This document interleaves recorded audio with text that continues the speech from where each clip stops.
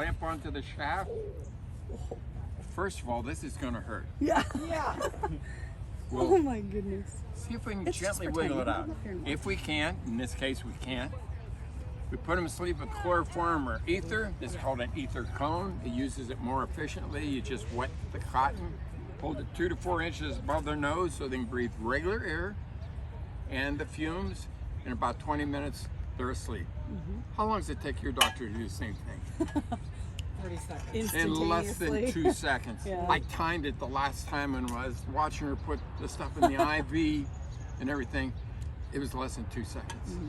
You know, so they were doing the same thing your modern doctor's doing, but so much better. Wow. Yeah. So pretend they're asleep. And you can't get out, pretend the air is stuck in the bone or something like that. And use this tool, you clamp on, shove it inside, open it up like scissors and go around the back of the arrowhead, clamp back on and pull it out and shove your finger in there. You know why? Yeah. The artery. That's close, but back then the reason they did it is X-ray machines won't get invented till the next century. Feel if the bone is broken or You want to dented? see how much damage, because if there's too much damage, like a bullet wound back then would pulverize 2 to 4 inches. Wow. They can't fix that back then because metallurgy at the time is high carbon steel. Will rust. You can't leave that in the body with screws. Your doctor can, because the materials in metallurgy won't rust today. Stay with today's medicine. Don't go back. Yeah, don't go Don't go back. So they feel around Oh my gosh. and they learned what looks really bad, and I'm going to have an amputation on my hands in 3 or 4 days or a week or 2, so they get it done while the person is relatively healthy. So let's pretend all that has happened. We put a tourniquet on.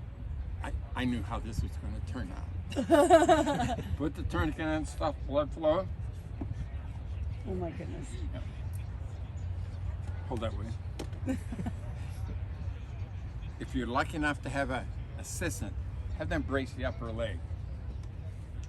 Oh, he's gonna cut his leg off. This would be razor sharp. It isn't. I like doing this for pretend. I don't like messing fingers. There was a doctor back then who got so fast. I'm talking about minutes. He accidentally cut his assistant's finger off while he was doing that. But it was less than 2 minutes doing all of this. Cut the tissue to the bone. It took just about that much time. Assistant stabilizing the leg here. I would pry the tissue and the muscles back, cut the 2 bones.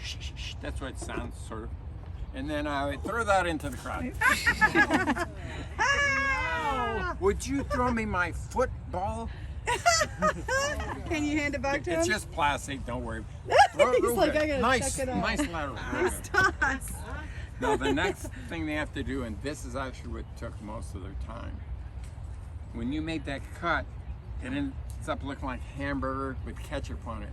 You can't see the arteries. You want to tie each of those off. You can't see them, but they knew how to get around that. They have a little tool called a tenaculum. It's basically a fish hook with a handle on it. If they release that tourniquet, guess what happens? Squirt, squirt. Oh boy, that's a good one.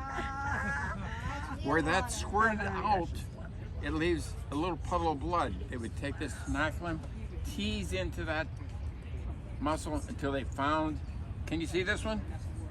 Yes. Okay. And then tie that off with thread.